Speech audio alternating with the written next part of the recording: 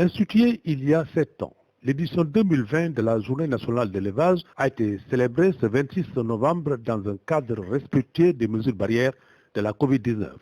Il s'agira de travailler pour disposer de financements conséquents à même de couvrir les besoins de financement du secteur pour la réalisation des programmes et projets inscrits dans le PAP 2A pour la relance de l'économie. Cette rencontre a également été une prise de contact entre le nouveau ministre de l'élevage et des productions animales et les organisations d'éleveurs. Monsieur le ministre a levé un coin du voile sur sa feuille de route qui s'articule autour des grands défis du secteur de l'élevage qu'il faut relever dans un élan de solidarité, dans un bon climat social, éleveurs-agriculteurs et dans le respect du code pastoral. Le contrôle des maladies animales prioritaires avec un accent particulier sur la réalisation du plan national stratégique d'éradication de la peste des petits ruminants.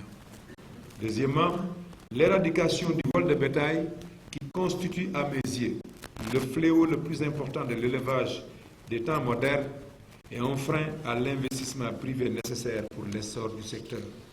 Dans le secteur de l'élevage, certes, les problèmes varient d'une localité à une autre, mais ils ont un dénominateur commun. C'est pourquoi les 52 orateurs qui se sont succédés ont tous tiré dans la même direction. Les forces paysannes ont porté leur parole. Djenaba Sidibé, Arouna Gallo Dialaloba et Aliou Dia, force paysanne. Si au mois de novembre, décembre, nous voyons des feux de brousse, c'est une catastrophe pour les transhumants et les éleveurs pasteurs.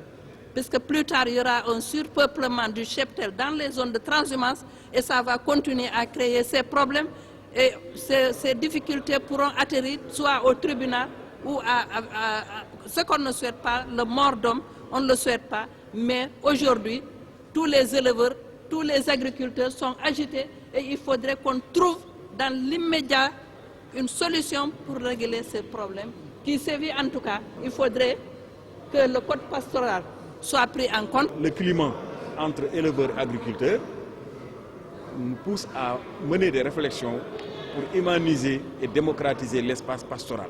Le secteur de l'élevage, c'est un métier. Avant c'était culturel, aujourd'hui c'est un métier. Au cours de la journée, le ministre a remis des attestations et des clés de motos et de voitures aux récipiendaires d'une formation dans le domaine pastoral.